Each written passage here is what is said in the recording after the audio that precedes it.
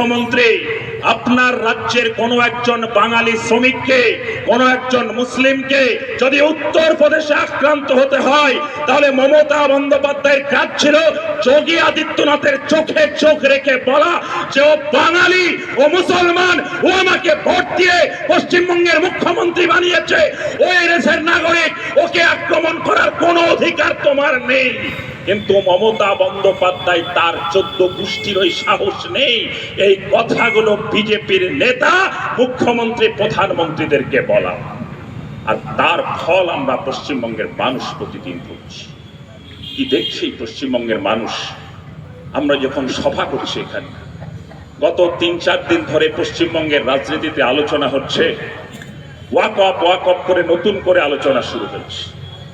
আপনাদের অনেকের মনে থাকবে, এই তো 4-5 মাস আগেকার কথা, যখন ওয়াকফ যে নতুন বিল কেন্দ্রের সরকার নিয়ে এসেছিল, মোদী সরকার নিয়ে এসেছিল, সেই মোদী সরকার যে বিল নিয়ে এসেছিল, সেই বিলের যদি মূল কথা বলা যেতে পারে যে ওয়াকফ সম্পত্তিকে কেন্দ্র সরকার তাদের নিয়ন্ত্রণ করে নিতে চায়, গরিব মুসলমানদের হককে তারা নিয়ন্ত্রণ করে নিতে চায়।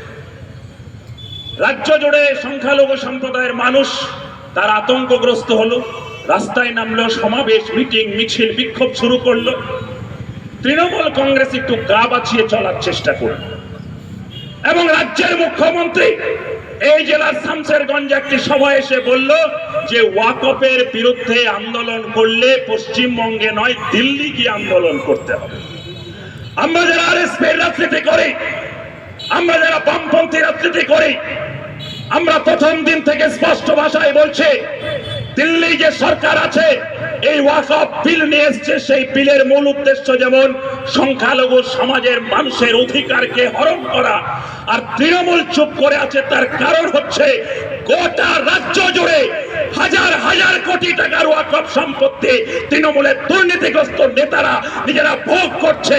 সেই ভোগ ওই কলকাতার ববি হাকিমও যেমন করছে, মুর্শিদাবাদের তৃণমূলের নেতারাও করছে, নদিয়ার তৃণমূলের নেতারাও করছে, এবং আপনার এলাকার কেউ কেউ ওয়াকফের বোর্ডের মাথায় বসে আছে আর এই দুর্নীতিতে মদত দিচ্ছে আপনার এই নওদার বড় কোনো তৃণমূলের নেতা। এই জন্যই ওয়াকফ নিয়ে মমতা বন্দ্যোপাধ্যায় বলছেন এখনো কথা। কেন্দ্রের সরকার বলেছে আগামী 6 ডিসেম্বরের মধ্যে সমস্ত ওয়াকফ সম্পত্তিকে সরকারি যে পোর্টাল, সেই পোর্টালে নথিভুক্ত করতে হবে।